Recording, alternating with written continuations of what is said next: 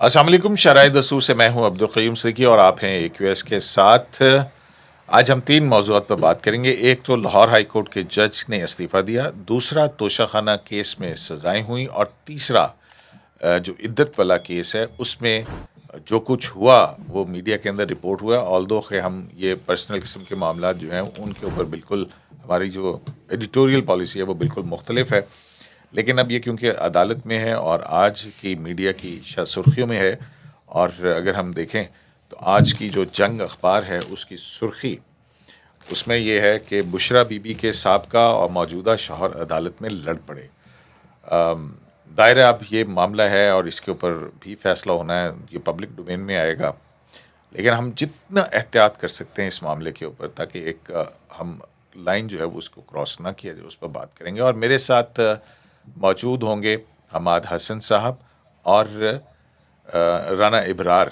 رانا ابرار جو ہیں توشہ خانہ کیس کا جب بھی نام آئے گا تو رانا ابرار صاحب سر فہرست ہوں گے، اور یہی وہ رانا ابرار ہیں جنہوں نے پہلی مرتبہ یہ ڈیمانڈ کی تھی رائٹ ٹو انفارمیشن ایکٹ کا جو قانون ہے اس کے تحت کہ پرائم منسٹر کو 2020 سے 2023 کے دوران جتنے یا جو بھی مدت ہے کون کون سے تحائف ملے ان کی فہرست جو ہے نا وہ مانگی تھی، لیکن پھر وہ معاملہ بہت آگے تک بڑھ گیا، اور پھر اس کو کبھی پی ٹی آئی نے قومی سلامتی کا معاملہ قرار دیا، اور پھر اس کے بعد بہت ساری، کبھی کہا گیا کہ گھڑی بیچ کے سڑک بنوائی تھی، یہی معاملہ سارا آیا، کبھی کہا کہ میرا تحفہ میری مرضی، اور اس کا اب فیصلہ ہو گیا ہے مس یوز آف اتھارٹی کے اوپر۔ یہ 2 کیسز ہیں، اس کو ہم الگ کریں گے کیونکہ جو پہلے توشہ خانہ کیس میں 3 سال سزا ہوئی تھی جو کہ سسپینڈ ہوئی بھی ہے، وہ مس ڈیکلیریشن کا کیس تھا۔ یہ کیس جو مس یوز آف اتھارٹی کا کیس ہے جس کے اندر 14 سال سزا اور تقریباً 1.5 ارب روپے سے زائد جرمانہ ہوا۔ تو حماد صاحب، آپ کے پاس بہت ساری خبریں ہیں جناب، کس خبر سے آپ پہلے شروع کرنا چاہیں گے؟ خبریں میرے پاس ہے لیکن وہ میں آپ کو تو نہیں دے رہا پھر چلیں، سنا ہے ڈالر ٹیوبرز کے حوالے سے آپ کے پاس بڑی خبریں ہیں، پتہ نہیں کیا کیا آپ بتا رہے تھے آف دا کیمرہ، لیکن اب آپ نے خود ہی نہیں کہہ رہے ہیں تو میں بھی خاموش ہو جاتا ہوں۔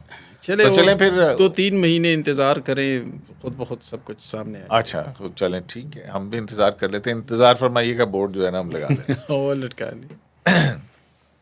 تو یہ جو، چلیں میں آپ سے پوچھ لیتا ہوں، تو یہ جو منظر نامہ ہے کہ ایک عدالت لگی بھی ہے، وہاں پہ صاحب کا شوہر ہیں، وہاں پہ لڑائی، مکہ مارنے کی کوشش، قرآن پہ حلف لو، وہ کہتا ہے لینے کے لیے تیار، پھر اسے پہلو تے ہی، یہ کیا ہو کیا رہا ہے ویسے؟ اس کا کیا عوام کے ذہن پہ کیا اثر جائے گا؟ دیکھیں قیوم صاحب، یہ صورتحال بہت خرابی کی طرف جانے لگی ہے، اور مطلب کیس تو چھوڑے وہ، لیکن وہ فرسٹریشن، وہ حواس باختگی اور وہ جو ایک ذہنی خلجان جنم لے رہا ہے، وہ کل ہم نے دیکھا کہ مطلب کتنی لڑائیوں میں پہلے عمران خان صاحب اور خاور مانیکا صاحب کے درمیان سخت جملوں کا تبادلہ ہوا، پھر ان کے جو وکیل تھے عثمان گل، ان کے اور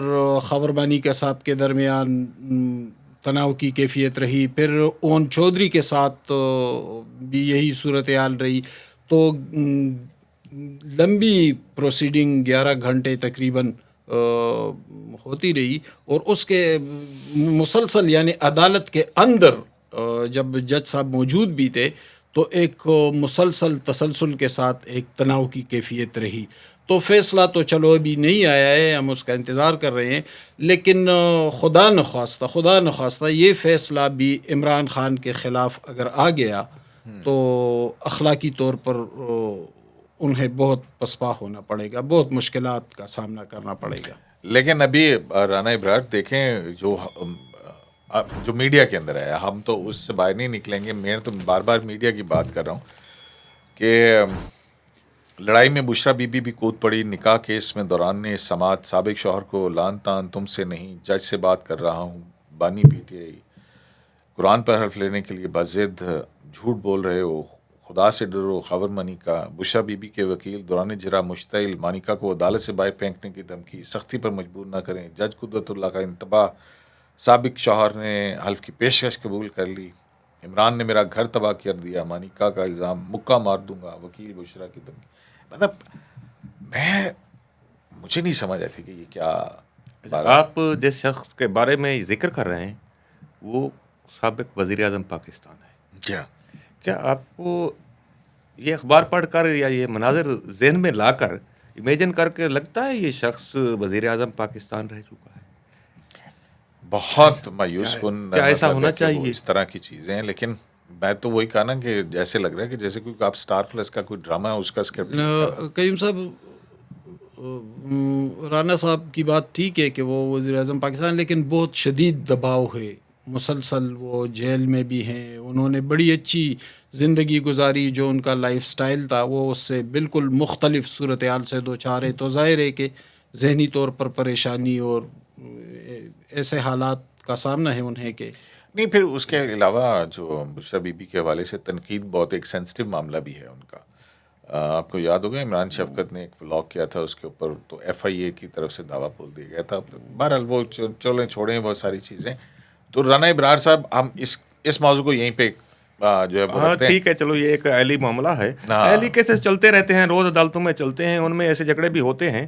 بہرحال اس میں ایک دو چیزیں ہیں جو کہ ہمارے معاشرے میں بہت بری سمجھی جاتی ہیں، خاص طور پر نکاح کرنا. مطلب یہ چیزیں لیکن ابھی تو طے ہونا ہے. نہیں، اس میں ایک اور جو ہمارے دوست انفارمیشن دیتے ہیں نا، میں اس پر بات کرنا چاہتا ہوں کہ مطلب اس کی کوئی ریکوائرمنٹ اس کو سمجھا جا رہا تھا. یہ جو رپورٹنگ ہے، آپ سے میں سوال کرتا ہوں یہ کہ یہ کوئی جادو کی کوئی عمل کی ریکوائرمنٹ کے ساتھ اس کو جب نتھی کرتے ہیں کہ ایسا کریں گے تو وزیر اعظم بن جائیں گے آپ، اس پر آپ بھی بتائیں کہ نہیں. دیکھیں نا، بات یہ ہے کہ یہ جو پروجیکٹ عمران تھا اس کی ایک پاپولیرٹی تھی، اور اس کے ساتھ ساتھ جو ہے ایک مذہبی ووٹ کو بھی ساتھ میں شامل کرنا تھا. اور پھر عمران خان صاحب کی ساری پالیٹکس آپ کو نظر آئے گی، اسلامک ٹچ والی بات سے لے کے، اور ہم غلام ہیں، ہاتھ میں تسبیح، اور یہ سارا کچھ وہ ایک سیاست کے اندر ایک جو مذہبی رجحان رکھنے والے لوگ ہیں ان کو ہم نے تو مسلسل دیکھا ہے. آپ جب یہ جی بالکل میر جعفر میر صادق والی بات کر رہے تھے، تو اس دوران میں آپ نے دیکھا وہ کالے کپڑے پہن کے، اور پھر بالخصوص اہل تشیع سے بھی جو ہے وہ مخاطب ہوئے تھے جب امریکہ کی غلامی نامنظور والی باتیں. سو ان کی تو پرسنالٹی کا یہ حصہ ہے کہ وہ ہر چیز کو سیاست کے لیے استعمال کرتے تھے. تو اس کے اندر ایک یہ بھی تھا، اور یہ ایک امیج دینا. بہرحال یہ تو ایک سیاست ہے. آپ یہ بتائیں اپنا رانا ابرار صاحب، اب خوش ہیں؟ عمران خان کو 14 سال سزا ہو گئی ہے. نہیں، میں کوئی آپ نے یہ ایک اچھا کام شروع کیا تھا. مجھے پتا آپ بانی توشہ خان ہیں. بانی توشہ میں کوئی ان کو کرسی سے ہٹا کر کرسی پر تو نہیں بیٹھنا چاہتا تھا، اور نہ ہی میرا کوئی سیاست سے تعلق ہے. نہ ہم دیکھیں، ہم صحافی ہیں اور ہم نہ پارٹی ہوتے ہیں اور نہ سیاسی مفادات کا لحاظ رکھتے ہیں. ہمیں کوئی سروکار نہیں کہ کسی کی سیاست ڈیمیج ہوتی ہے یا کسی کی سیاست بہتر ہوتی ہے. ہماری سٹوری سے میں نے ایک سٹوری دی تھی، میرے لیے یہ سرپرائزنگ تھا جب مجھے سورسز سے پتہ چلا کہ وزیر اعظم پاکستان نے دوسرے ممالک کے سربراہان کے دیے ہوئے تحفے بیچے ہیں بازار میں. تو یہ بہت ہی آکورڈ سچویشن تھی، اور میرے لیے میں حیران ہوا، ناقابل یقین تھا کہ کیا وزیر اعظم ایسا کر سکتا ہے. تو اس کے اوپر جب یہ ساری انویسٹیگیشن ہوتی رہی، معاملہ چلتے رہے، تو اس میں ایک دو چیزیں میں کہنا چاہتا ہوں کہ ایک تو یہ ججمنٹ کے اوپر تنقید کی جا رہی ہے کہ بہت زیادہ تنقید کی جا رہی ہے، رائٹ ٹو ڈیفینس نہیں دیا، اور پھر کراس ایگزامن ٹرائل پروسیجر کے لکوناز کو بنیاد بنایا جا رہا ہے. میرا کویسچن یہ ہے کہ کیا ملزم یا اس کا کوئی وکیل صحت جرم سے انکار کر رہا ہے؟ کیا جرم نہیں ہوا ہے یا عمران خان نے جرم نہیں کیا ہے؟ لیکن آپ کو فیئر ٹرائل کے تقاضے میرا پورے کرنے ہوتے ہیں. میں سر بالکل میں آپ کی بات مانتا ہوں، فیئر ٹرائل ہونا چاہیے. بات یہ فیئر ٹرائل لکوناز اور ہوتے ہیں، فیئر ٹرائل نہ ملنا اور ہوتا ہے. جب لکوناز کو بڑھا چڑھا کر پیش کیا جاتا ہے، میرا اعلیٰ جوڈیشری سے یہ اپیل جب جائے گی یا چلی گئی ہے میرے خیال میں، تو وہاں پر بھی سوال ہے کہ کیا ایک بندے کے خلاف جرم جب ثابت ہو چکا ہو تو وہ صرف پروسیجر کے لکونہ کی بنیاد کے اوپر انوسینٹ ڈکلیئر ہو سکتا ہے؟ کیا جو حالت ہے نا، ایک کوالٹیٹیو کیفیت ہے جو، کیا وہ بدل جاتی ہے پروسیجر کے لکونہ سے؟ دوسری بات پر میں آتا ہوں، تو لیکن یہ بھی تو ہو سکتا ہے جو ہم دیکھتے ہیں کورٹس کو، اس میں کہ اگر ایویڈنس ایسی ہے اور پروسیجر کے اندر کچھ غلطیاں ہیں، یہ تو اب کورٹ کا ویو ہے، اگر وہ دیکھتی ہے کہ ٹرائل ایویڈنس کیسے نہیں ہوا، ان کو موقع نہیں دیا میں مان لیتا گیا، ہوں تو وہ اس کو ریمانڈ بیک کر سکتی ہے کہ جناب اس کو پراپر موقع فراہم کریں. عبدالقیوم اگر صدیقی صاحب، اتنی میں مان لیتا ہیوی ہوں. ایویڈنس ہے. اب جو ایڈیشنل سیشن جج اسلام آباد میں کیس تھا الیکشن کمیشن آف پاکستان کا، ریفرنس تھا توشہ خانہ کنسیلمنٹ کا، اس میں 3 کاغذ ہیں. 3 کاغذ ہیں. ایک کاغذ یہ ہے کہ وہ کیبنٹ ڈویژن کا ہے، بتا رہا ہے کہ عمران خان نے بطور وزیر اعظم غیر ملکی دوروں میں فلاں فلاں فلاں تحفے لیے ہیں. 2 کاغذ ہیں جس میں جو عمران خان کی طرف سے اس کے سگنیچر کے ساتھ جمع کرائے گئے کہ میرے یہ اثاثے ہیں پچھلے مالی سال کے دوران. یہ 3 کاغذ ہیں. ایک چوتھا کاغذ ہے جس میں پوچھا گیا کہ آپ کے اثاثے کیسے بڑھے. نہیں، آپ نے تحفے لیے لیکن وہ ڈکلیئر نہیں کیے آپ نے. لیکن وہ اس سال میں نہیں کیے، اگلے سال میں تو کر دی. ان کا تو موقف یہی ہے نا، آپ نے ڈکلیئر نہیں کیے. یہ چوتھا کاغذ تھا جو کہ اسٹیٹمنٹ دی عمران خان نے کہ کیونکہ میں نے تحفے بیچ دیے تھے اس لیے ڈکلیئر نہیں کیے. یہ 4 ڈاکومنٹس کے اوپر کیس چل رہا تھا. اب وہ 4 ڈاکومنٹس اب بھی موجود ہیں، پہلے بھی موجود تھے. محض پہلے تو ڈیلے ٹیکٹس کرتے ہیں آپ کا پورا پلان ہوتا ہے. سوری، یہ بات میری سن لیجیے کہ آپ کا پورا پلان ہوتا ہے، آپ کی وکیلوں کی فوج ہوتی ہے جو کہ آپ کے پولیٹیکل ورکر بھی ہیں اور وکیل بھی ہیں. ان کی فوج ہوتی ہے، ہم نے ٹرائل کو سبوتاج کرنا ہے، اس کے ڈیلے ٹیکٹس کرنے ہیں، ججوں سے لڑنا ہے، کیس نہیں لڑنا. اور آپ جانتے ہیں کہ ایڈیشنل سیشن جج جو تھے، ان کا نام تھا ابھی میرے ذہن میں آ جائے، ان کے ساتھ کس طریقے سے بدتمیزی کی گئی ہمایوں دلاور صاحب کے ساتھ، اور ان کے خلاف فیک سوشل میڈیا مہم چلائی گئی، ان کو منہ پر گالیاں دی گئیں کورٹ کے اندر. اور فرد جرم لگنا ایک ہمالیہ سر کرنا، ایوریسٹ سر کرنا ہو گیا تھا. اور جب فرد جرم لگی، اتفاقاً جب گرفتار ہو گئے اور لگی، تو انہوں نے 9 مئی کروا دیا. اس شخص کے آپ یہ جو ہے نا لیگل رائٹس کی بات کر رہے ہیں، یہ آپ ذہن میں رکھیں. دیکھیں فیئر ٹرائل تو حق ہے نا، یہ تو آپ فنڈامنٹل رائٹس ہے، آرٹیکل 10 حق ہے. مجھے اب مسئلہ یہ ہے کہ ہم یہ دیکھیں نا، اپنا حماد صاحب، یہ انویسٹیگیشن جو ہے یہ آج کی نہیں ہے. یہ پتہ نہیں نیب کتنے عرصے سے شروع کرا تھا. رانا ابرار کو اس بات کا علم ہے کہ جب یہ سارے معاملات سامنے آئے تھے تو پھر باقاعدہ طور پہ انویسٹیگیشن ہوئی تھی. جی، مجھے نیب والوں نے بلایا تھا متعدد بار، میں نے جا کر ان کو بریفنگ دی، اس کے بارے میں سمجھایا. پہلی بات تو یہ ہے کہ یہ بظاہر اخلاقی جرم لگتا تھا، قانونی جرم کیسے ہے، یہ بات میں نے نیب والوں کو بریف کی باقاعدہ. اچھا، تو وہ کیسے آپ کے نزدیک جرم تھا یہ؟ دیکھ کہ قانونی جرم اس وقت ہے، اب تو وہ فیصلہ بھی آ گیا، اس کے اندر بہت ساری چیزیں ڈیٹیل سے جو فائنینشیل کرائم ہوتے ہیں نا، اگر میں نے ارریگولرٹیز کی ہیں، اس کا مجھے کوئی بینیفٹ نہیں ملا، تو پھر بندہ نکل جاتا ہے، وہ انوسینٹ ڈکلیئر ہو جاتا ہے. یہ بہت بڑی حقیقت ہے کہ عمران خان نے اربوں روپے کی فائنانشیل بینیفٹ لی، اس سے کوئی انکار جو نہیں. تحائف کی جس کے اوپر سنایا گیا وہ 3 ارب روپے سے زائد کی مالیت ہے، اور اچھا، پھر جو گراف کا سیٹ ہے وہ ملا اور توشہ خانہ میں جمع بھی نہیں کروایا گیا، اور باہر پھر اس کی اسیسمنٹ کی، اپریزر آیا، دکھایا نہیں کیا اس کو. اچھا رانا صاحب، اس میں یہ بھی سنا ہے کہ ادائیگی تقریباً 50% کرنی پڑتی ہے، لیکن انہوں نے 20% ادائیگی کی تھی. وہ ایسا ہے کہ دسمبر 2020 میں عمران خان کی گورنمنٹ نے توشہ خانہ رولز اینڈ پروسیجر میں ترمیم کی. اس سے پہلے 20% ریٹرننگ فیس ادا کرنی ہوتی تھی. دسمبر 2020 میں انہوں نے ترمیم کر کے ریٹرننگ فیس 50% کر دی تھی. لیکن دسمبر 2020 کے بعد بھی عمران خان نے جو تحفے ریٹرن کیے، بہت سارے تحفوں کی ریٹرننگ فیس 20% دی گئی، لیکن میسیولی انڈر پرائسنگ کی گئی، کیونکہ رولز کے مطابق، رولز تو بہت زیادہ ہے نا. ایک رول میں آپ کو کوٹ کروں گا، وہ یہ ہے کہ پاکستان کا جو بھی سرکاری ڈیلیگیشن جاتا ہے غیر ملک، اس کو جو تحفے ملتے ہیں، وہاں اس ملک میں موجود پاکستان کا سفیر پابند ہے، اوبلیگیشن ہے اس پر کہ ان تحائف کی تفصیل انچارج توشہ خانہ کو ایک رپورٹ کی صورت میں بھیجے. عمران خان کے معاملے میں انہوں نے جو بھی غیر ملکی دورہ کیا، وہاں پر پاکستانی سفیر کو دھمکا دیا گیا، دبا دیا گیا کہ تم نے رپورٹ نہیں بھیجنی. اس کے بعد تحفے توشہ خانہ میں جمع ہوتے ہیں. یہ تحفے گھر لے جائے جاتے تھے بنی گالا, وہاں سے زبانی فون کر کے بتایا جائے فلانے فلانے تحفے ہیں, ان کی انٹری ڈال دو, ان کا ریٹرن سٹوریز تو یا سامنے آ چکی پھر آپ نے دیکھا ہے کہ تصویر وہ کہتے چلو ہم دکھاتے نہیں, آپ لاتے نہیں, ہمیں تصویریں تو بھیجو تاکہ ہم کوئی صحیح طریقے سے کھانا پوری کر سکیں. پھر پرائس ایویلویشن کمیٹی نہیں بنی, اپریزر نے میسیولی انڈر پرائسنگ کی. 1 کروڑ کا سپوز 1 کروڑ کا جو تحفہ تھا اس کی 12 سے 15 لاکھ روپے قیمت مقرر کی گئی, اور اس کا پھر 20% جو پے ہوا وہ بھی عمران خان کے اکاؤنٹ سے پے نہیں ہوا ہے. اہم بات یہ ہے وہ بھی ججمنٹ کے اندر وہ کیا لکھا ہے اس میں وہ ججمنٹ میں وہ نہیں ہے. اچھا لیکن میں کہہ رہا ہوں آپ کو, میں کہہ رہا ہوں اس میں آخری بار جملہ لے, وہ یہ ہے کہ جن کو تحفے بیچے گئے تھے ان سے ایڈوانس پکڑ کر چیک کی شکل میں ان کے اکاؤنٹ کا چیک جمع یہ تو وہ چیزیں ہیں نا جو آپ کی نیوز سٹوری ہے. لیکن یہ یہاں پہ ایک چیز تو ہے کہ مطلب جو میں نے دیکھی توشہ خانہ کی کہ ان کا رائٹ ٹو ڈیفینس جو ہے وہ کیوں کلوز کر دیا. اب اس کی ججمنٹ کو دیکھیں تو اس میں یہ کہا جاتا ہے کہ جو وٹنسز تھے وہ وہاں پہ موجود تھے, اور جو اپنا ڈیفینس کی ٹیم ہے اس نے انکار کیا کہ ہم اس پہ کراس نہیں کریں گے, اور ان کی مرضی کی جب ڈیٹ دی گئی تو اس پہ پھر وکلاء تبدیل ہوتے رہے.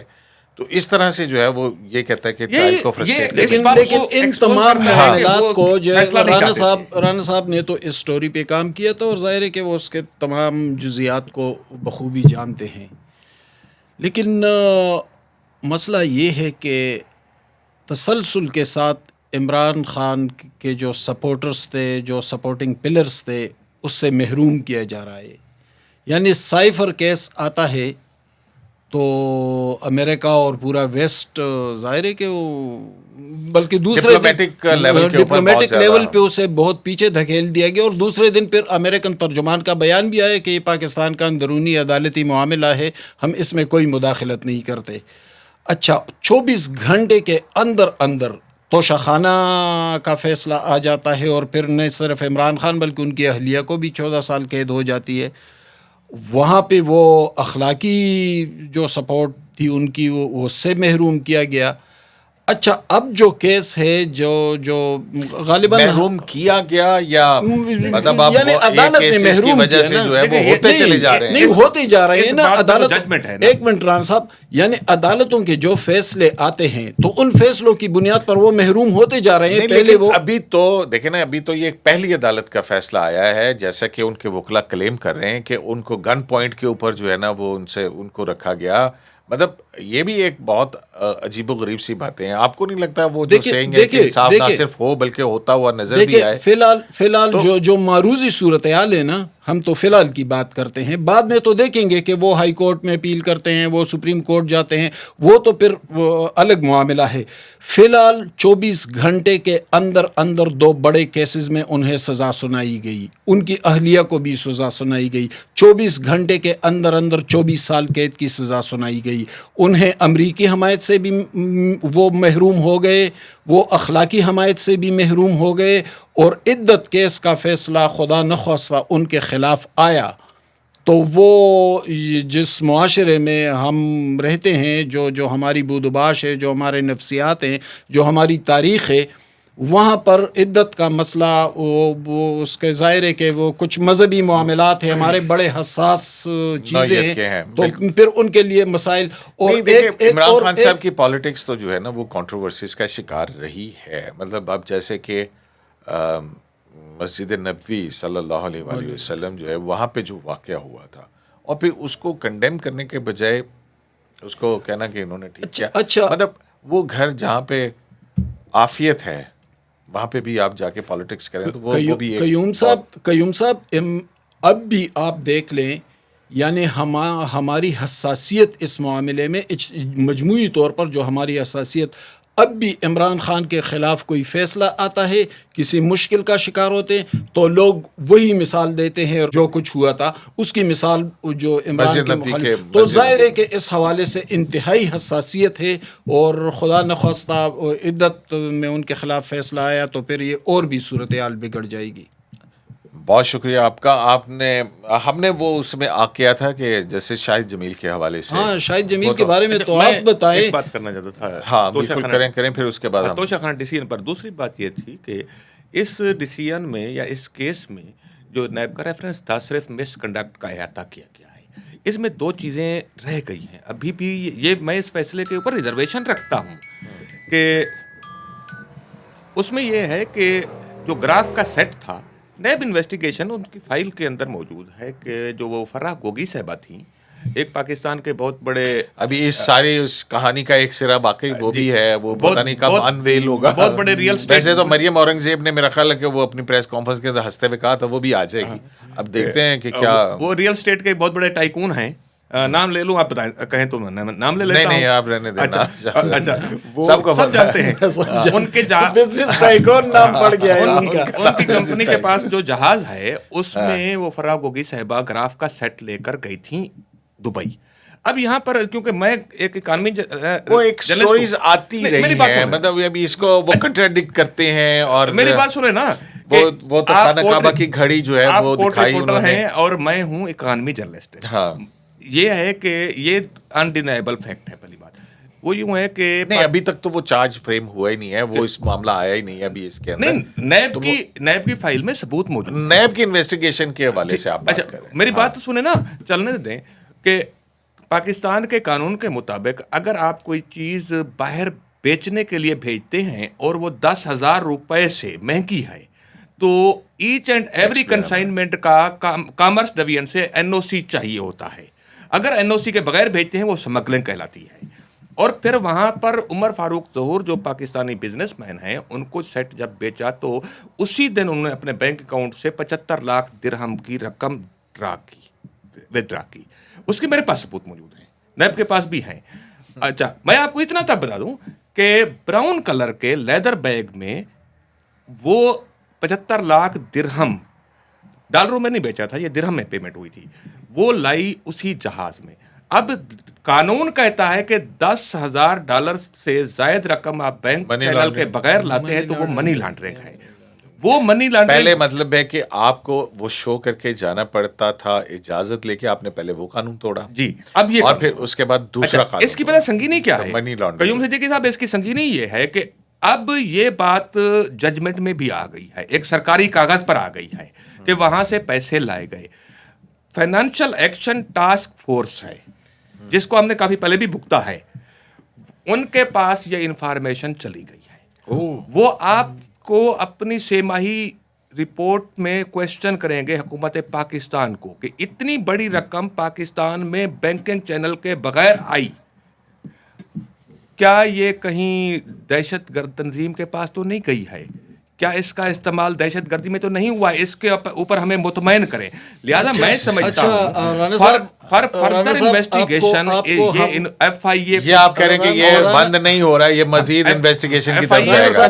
رانا صاحب کو ہم پھر کسی اور وقت بھی تفصیل سے سنیں گے. قیوم صاحب آپ کے پاس کچھ خبریں تھی, آج لاہور ہائی کورٹ کے جسٹس شاہد جمیل صاحب اچانک مستعفی ہو گئے کیا؟ دیکھیں جو ذرائع سے خبریں ہیں وہ مختلف ہیں. اس میں 3 کاؤنٹس پہ ہو رہا ہے کہ محمد خان بھٹی جو ہیں, آپ کو یاد ہے نہیں محمد خان بھٹی جو کہ چودھری پرویز الہی کے ان کی آڈیو ویڈیو آئی تھی, اور پھر اس کے بعد جو ہے وہ سنا یہ ہے کے ساتھ جی اور جو کلیم بھی کرتے ہیں, اور نیا دور میں اسٹوری بھی شائع کی ہمارے دوست ساتھی انہوں نے, اس خبر کے مطابق کہ اس کے بعد پھر جو ہے کیونکہ ان کے بھی نام آیا تھا تو امیر بھٹی صاحب کے ساتھ ان کی شاید تلخ کلامی ہوئی اس بات پہ. وہ چاہتے تھے کہ 5 ممبر بینچ جو ہے وہ بنایا جائے اس کی معاملے کی انویسٹیگیشن کے لیے, تو وہ نہیں بنا. اس پہ بھی شاہد جمیل صاحب اور chief justice Lahore high court کے درمیان